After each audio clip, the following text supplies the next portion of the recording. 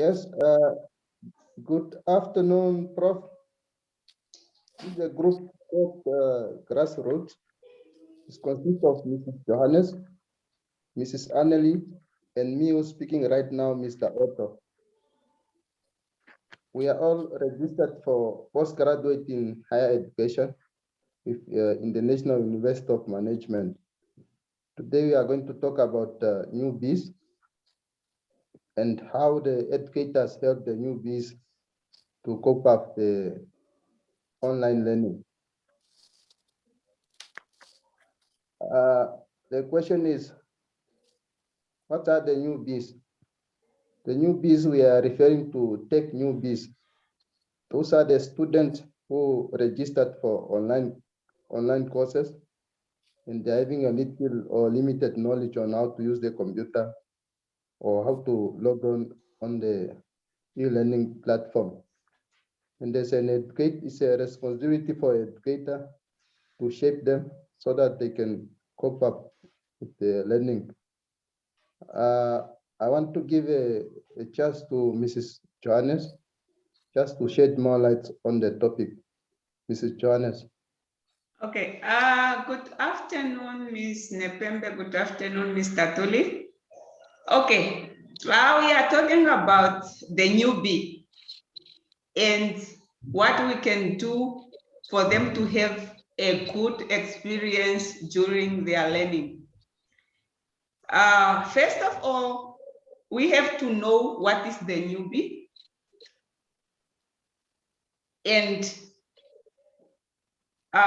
what can we do for us to help our newbie, our new fresh people that's starting the online learning.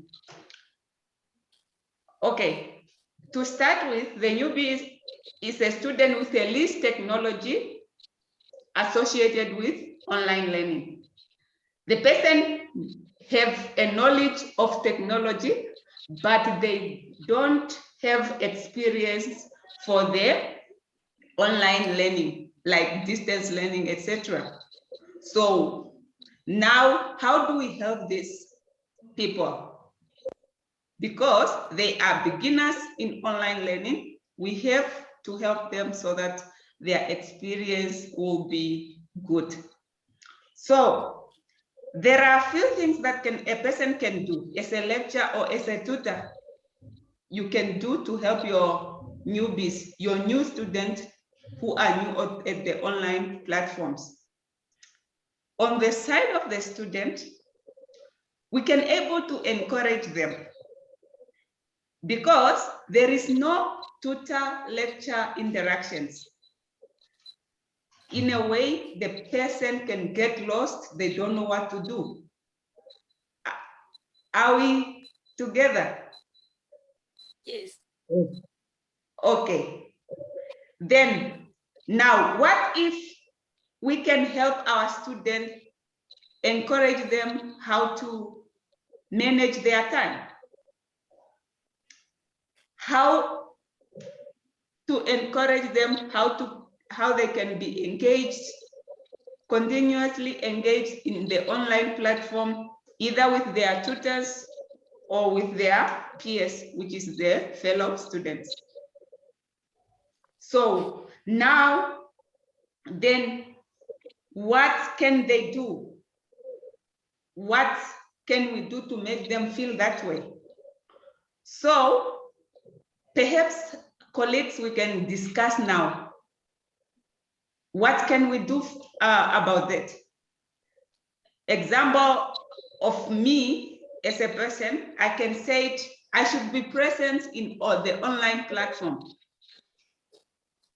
The reason is, if there's my newbies, new students are asking, I should be able to respond to them.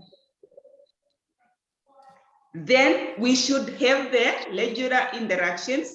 It can be a weekly, a monthly sessions where we can have interactive sessions, discussions, and so on. Then, but before that, before they start their journey of studying, I should set the expectations. What do I expect from them what do they expect from me as their tutor. Because if you are not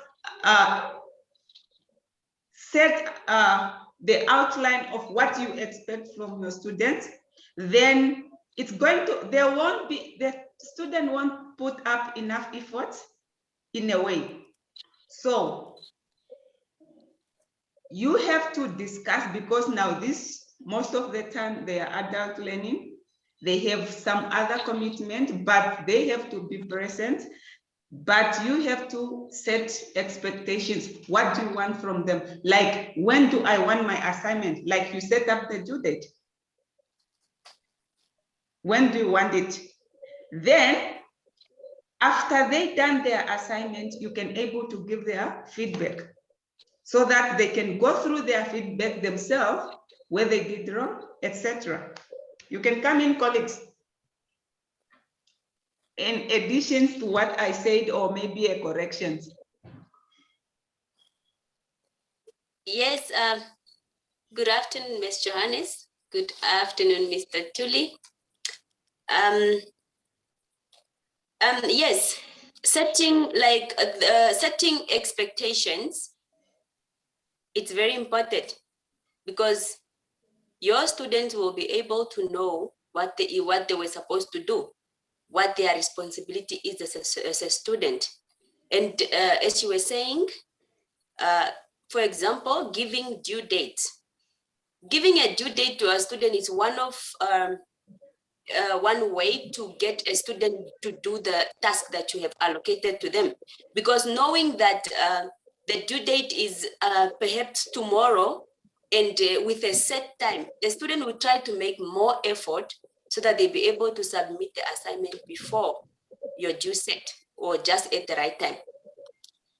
Oh, all right, colleagues, another addition on what you can do about encouraging your newbies, or how you can help them. You can also try to be proactive. So sometimes we are having students that are falling behind. You as a tutor, you know, or a lecturer, you know how many assignments maybe you have marked, and you have seen that there are 2 or 3 students that are behind. So try to be proactive and try to reach out as soon as possible.